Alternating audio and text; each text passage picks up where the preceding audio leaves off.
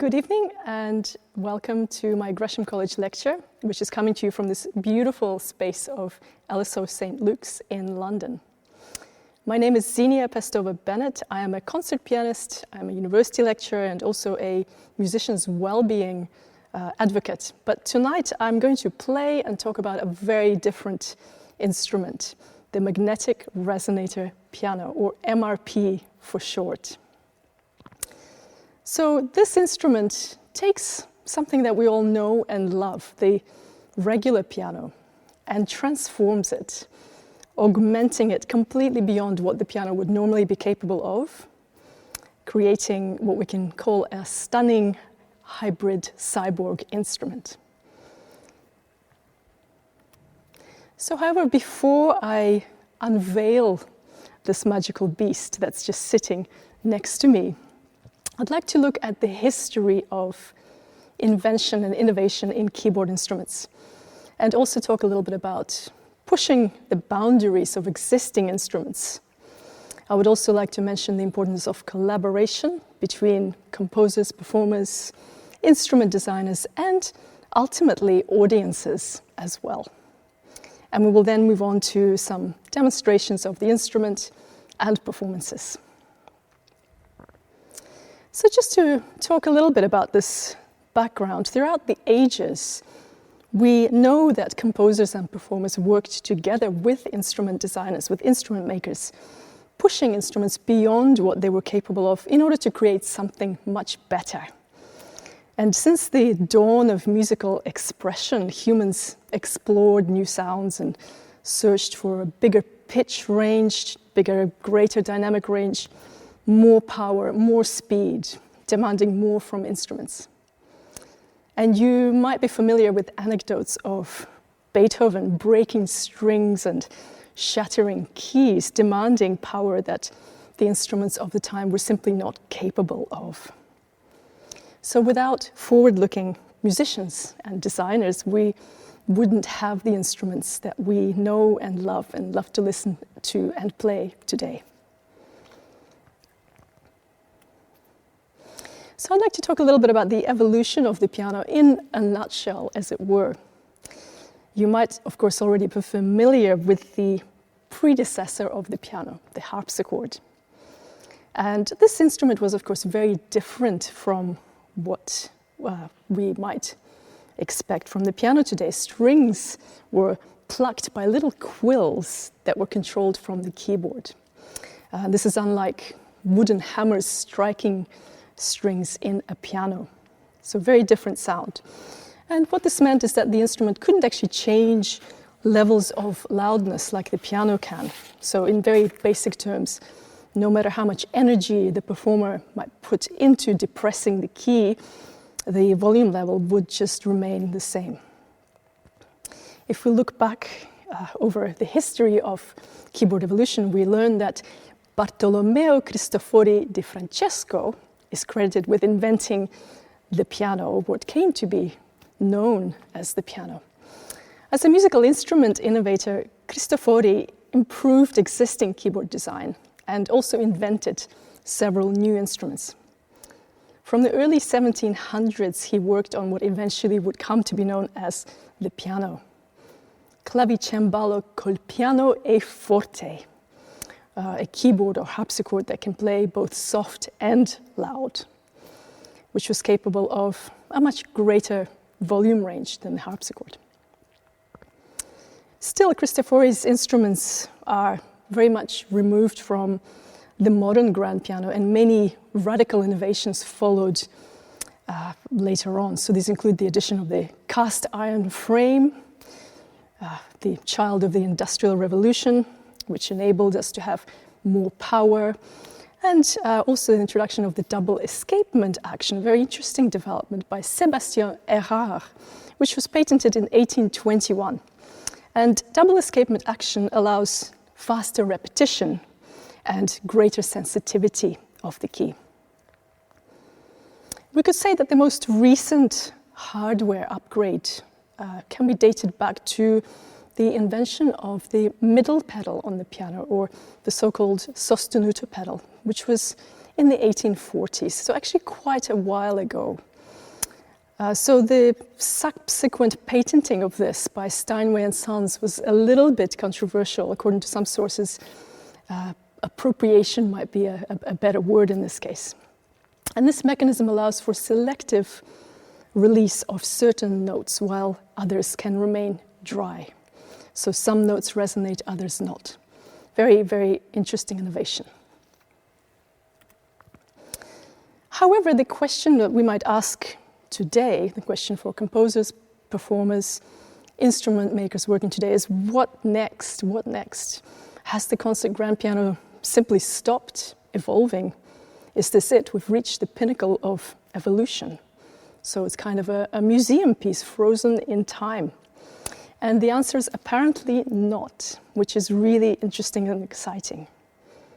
Numerous weird and wonderful attempts to enhance what the piano is capable of have been made and continue to be made, of course, including several very interesting innovations in the past decade or so.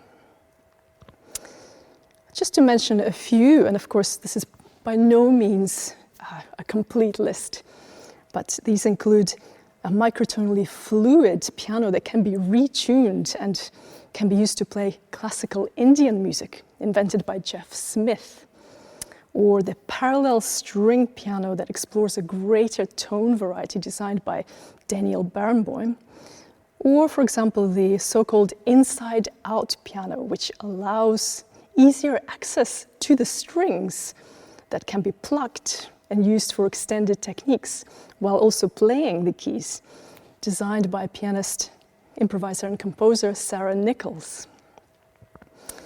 Of course, the question we have to ask is whether these innovations will stand the test of time. And we know that history is full of neglected musical inventions that unfortunately we've never heard of, just waiting forlorn behind museum glass somewhere, similar to the instruments pictured on my slide right now. So I've already mentioned the importance of collaboration between composers, performers, and instrument makers to push instruments to the next level. And of course, audiences form the next key link in that chain, in that relationship. In fact, composer Dmitry Kabalevsky gave the audience equal standing with composers and performers. He said that without audiences, music would simply not exist. So sadly, the instruments pictured in my slide right now simply didn't have enough composers writing for them, performers playing them, or audiences listening to them. Today's lecture focuses on a different instrument, another innovative instrument. But this instrument seems to be doing quite well in terms of composers, performers, and audiences. The Magnetic Resonator Piano, or MRP for short, has a promising future. There are now several of these instruments in existence. They reside in a range of countries on different continents across the globe. The MRP was designed by composer and researcher Andrew McPherson, who is now at Queen Mary University in London. And the process of design of the MRP dates back to around 2009. So it's been around for a while and continues to be improved. The list of pieces that were written specifically for the MRP numbers something like 30 contemporary classical competitions to date, as well as pop and jazz recordings released commercially, and also a major commercial film score, Christopher Robin, with music by composer John Bryan. Audiences love the MRP, and normally the instrument draws a crowd around it after every performance. So I'm only very sorry that tonight you don't have the option to see it, hear it, and touch it in the flesh, but hopefully we'll have the option to do this another time soon. One question that some of you might have at this point is, why would we want to add anything to the piano in the first place? And to help answer this, we need to look at the wider context and history of experimentation with this instrument over the last 100 years or so. So while the piano, of course, is a beautiful instrument, it's a very versatile instrument, and I have to say this as a pianist, of course, it's my first love. At the same time, we have to admit that it comes with its own set of limitations, like any instrument. One of the most characteristic qualities that we instinctively associate with piano sound is the principle of attack and decay. So once a key is struck or played, sound just dies away. It gradually disappears, and there's absolutely nothing that we can do to stop it. So no matter how hard I might try as a performer, it's inevitable. Unlike a wind instrument player who continues to shape sound with their breath, or a string instrument player who can apply pressure and continue activating the string with the bow, pianists really have very little control over resonance in terms of whether it dies away or not. It dies away no matter what you do. We can, of course, shape the resonance by adding pedal and so on. We can't, however, make sound grow louder without repeating the key again or playing something else. And we also have no control over other expressive qualities of sound, such as, for example, vibrato that other instrumentalists have. Even though some pianists do kind of wriggle their fingers on the key suggestively when playing a really sensitive lyrical melody, but this is purely for show, by the way. Another limitation is the rigid tuning of the piano. We know that we're kind of stuck in equal temperament with equidistant tones repeating themselves over and over again. And we can say, arguably, this means that the instrument lacks the expressive immediacy of, again, other instruments, such as other string instruments, which can do pitch bends or sweeping glissandi connecting several notes, or even bring out different partials or components of the harmonic spectrum. Pianos are sadly incapable of such expressive devices. Innovative musicians found different ways to get around some of these limitations over the years. And this is, of course, a vast topic and could be a whole other lecture. So I'll mention very briefly some composers, including Henry Cowell, John Cage, George Crumb, Annél Lockwood, and many more, have expanded the relatively limited color of the piano through so-called extended techniques. So these techniques include ways of playing beyond the keyboard. It might involve inserting objects in between the strings to change the sound, or using mallets or other objects to activate resonances, as well as plucking and strumming strings inside the piano instead of relying on the keys and hammers to produce sounds. Experiments with literally bowing the strings of the piano using violin bow hairs or fishing line attempted to bridge this gap between the decaying and sustained sound. And while this sounds really beautiful and ethereal, it can be quite a complicated technique. If you're using violin bow, you have to use rosin on the hairs, which can crumble and go inside the piano, or you might get tangled fishing line if you're using that. So not necessarily ideal.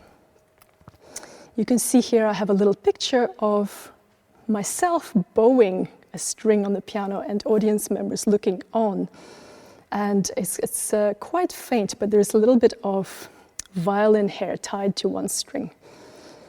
So quite a beautiful and interesting sound, but complicated to set up. Inventions and gadgets such as the e-bow, which is a tiny little magnet that I have here, have also been used to produce sustained sound on the piano. And this is originally designed for use with electric guitars, but can also work on piano strings or any metal strings.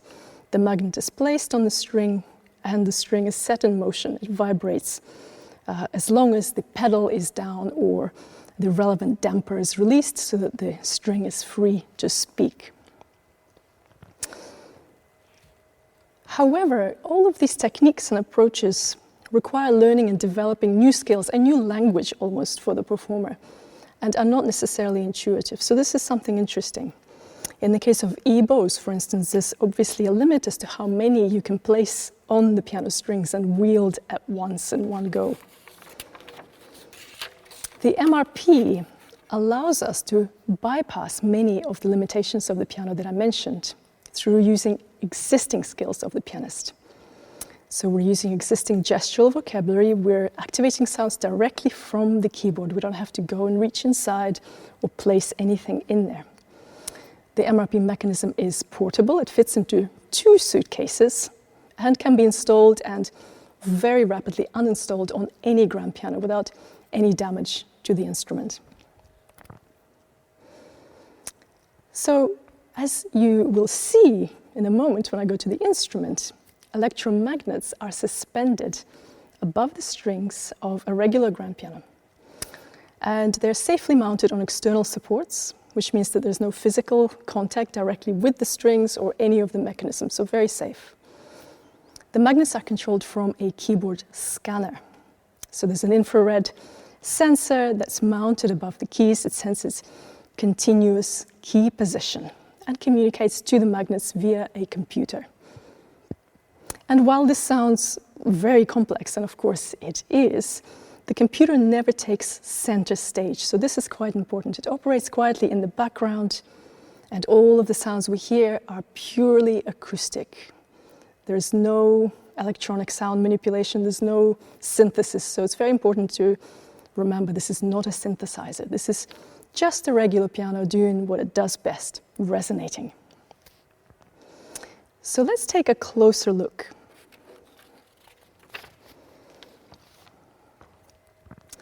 My discovery of this instrument came in a very direct, very tactile way. So as I said earlier, I think it's very, very important for composers to work with instruments and instrumentalists to create music that is safe and comfortable to play and doesn't hurt the performer or the instrument in any way.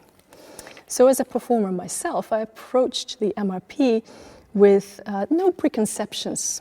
I wanted to really play with sounds like a child would play with different toys, just discovering each sound in turn and looking at it in detail. It was really important for me to be open-minded and discover what the instrument can do without any expectations. To start with, I took existing text scores by composers Pauline Oliveros and Alvin Lucier. So these are pieces written originally for the piano, but they're not prescriptive, and there is a text that the performer has to realize. One of the pieces is relevant. It's Alvin Lucier's Music for Piano with Magnetic Strings from 1995. And in this piece, the original piece, actually asks the pianist to use multiple ebows, so the little gadgets that I showed you earlier. However, I made a transcription for MRP, which meant that I could activate all of these sounds directly from the keyboard. Made it much easier for me to play. I went on to create little studies or etudes that document sounds that I discovered so that I can replicate or control them. So I'm going to demonstrate some sounds for you now, and then we'll see how they fit together in pieces that I made. So you can see a little summary on my next slide as well, in terms of what I discovered. The first obvious feature of the MRP is the ability of the instrument to keep singing, to sustain the tone. So unlike the usual attack and decay of the piano, the sound gradually dies away no matter what I do, no matter how hard I keep pushing or trying to be expressive. The MRP is able to hold sound as long as I keep the note down. And I can keep going. And I can keep going. So as long as I keep the key down, if I like, it will keep resonating, or until the magnet melts from the effort. But we won't be testing this particular effect tonight. So as well as indulging in this continued resonance, I can also make the volume rise and fall at will. And this can be, again, on a single note or a collection of notes.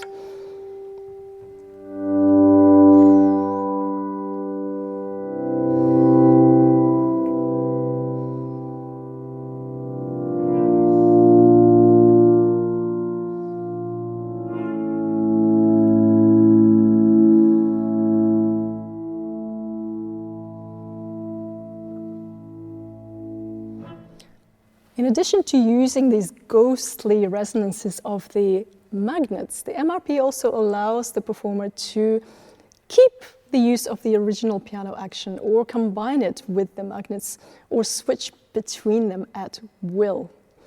So this means that I can do really interesting kind of energy resonance transfer effects. And I call this resonance takeover. For example, I can start with a regular attack. And once the sound starts to decay, and I think, well, maybe I'd like to keep it going.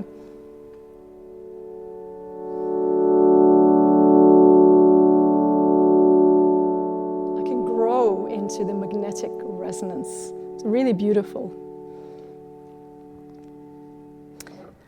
So I went on playing around like a child, discovering different toys, pulling them out from the box one by one. And the next thing I discovered was that I can combine several high-pitched frequencies, which allows me to create what I called a harmonic wiggle shimmer. This is a highly technical term that I invented.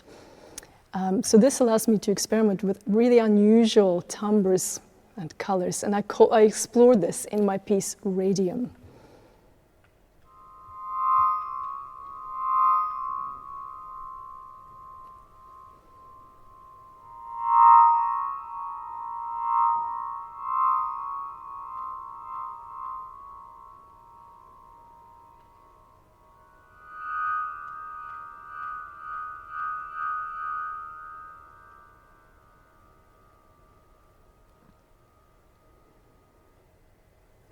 If I repeatedly depress or tickle a single key, then it sweeps through the whole harmonic spectrum.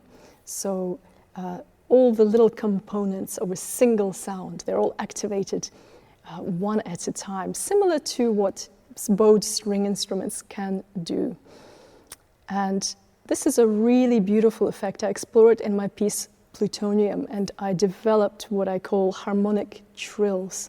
So I'm just going to show you this. As you can see, it's a very subtle finger movement.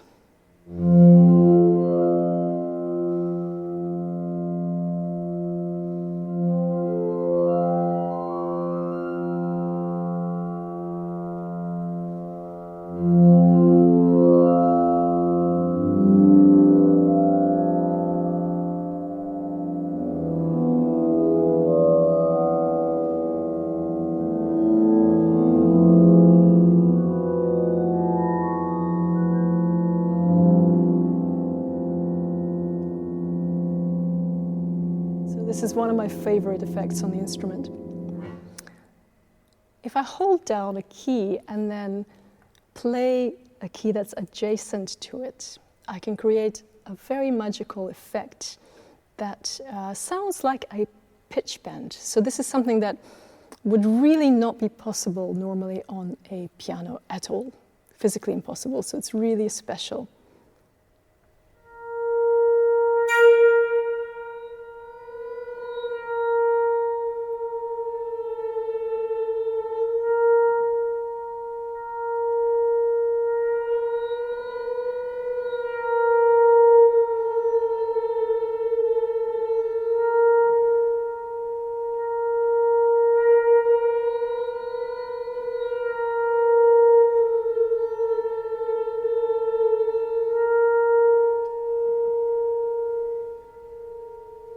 So what I'm required to do physically here is really no different from anything that we do at the piano normally. So it doesn't require learning a particular movement or technique. It's very natural.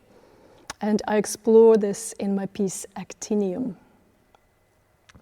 So all of the effects that I showed up until now are built into the instrument.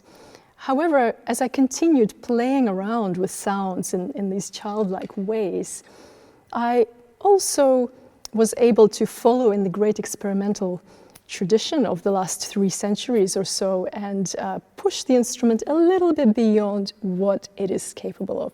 So while I didn't break strings or shatter magnets as Beethoven might have done, I discovered an unintentional byproduct. So this is a very interesting, very unpredictable sound, something that takes a while to set up, doesn't really always behave itself, hard to control, but sounds absolutely amazing. And I call it a stutter effect. I explore it in my piece Radon. So let's see if it behaves itself and if we can make it speak for us.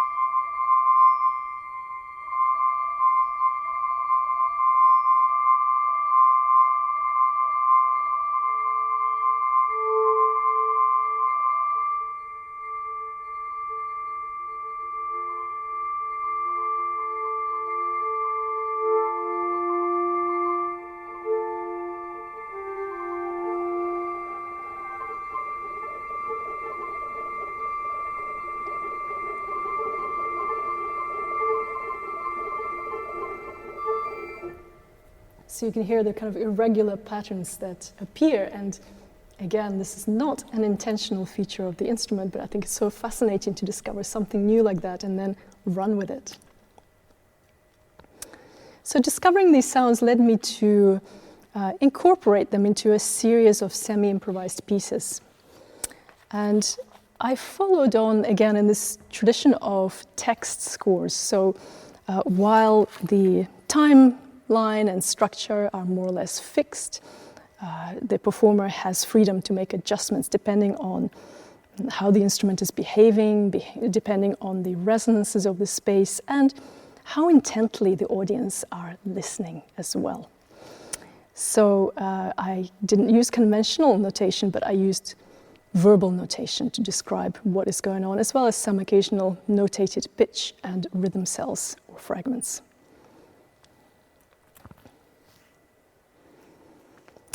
So as you may have already guessed, my titles have a radioactive connection, and the final results of my exploration ended up being grouped in two sets of pieces. There's Glowing Radioactive Elements from 2018, which is for MRP alone, and there's Atomic Legacies from 2019 for MRP and string quartet, which I recorded with Ligeti Quartet. Tonight I'd like to share with you 4 pieces from the first set, Glowing Radioactive Elements. And you can always listen to complete recordings, if you like, on Diatribe Records. So each piece is associated with a color combination.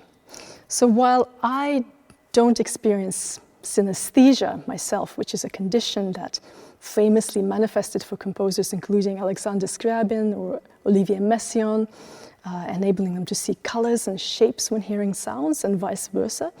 I don't really have that, but at the same time, the sounds and textures I discovered on this instrument somehow had visual correspondences for me. So I would be very interested to hear, I'd love to hear about your experiences in our virtual Q&A session, whether you could imagine seeing colors, shapes, or textures when you heard the music. So do let me know. And spoiler alerts, for me, the colors are as follows. The first piece that I will play is Radium, which glows pale blue. I will then continue with Plutonium, which glows a deep red color. I'll move on to Radon. This is a gas, which is yellow at its freezing point and orange-red below freezing. And then lastly, I will finish with Actinium, which is silvery white, glowing with a pale blue light. And the word actinium comes from the Greek aktinos, beam or ray. So I will move on to the performances of these pieces.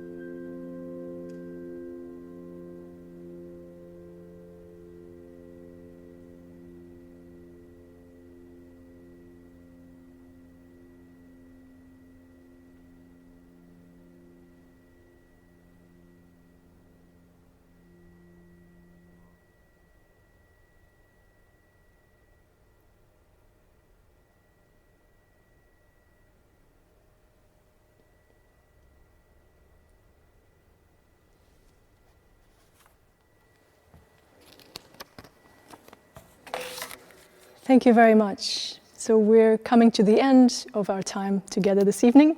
We've looked at the history of the piano and instrument development. We discovered adventurous new sounds and explored ways to extend what the piano is capable of through an innovative instrument, the Magnetic Resonator Piano, or MRP.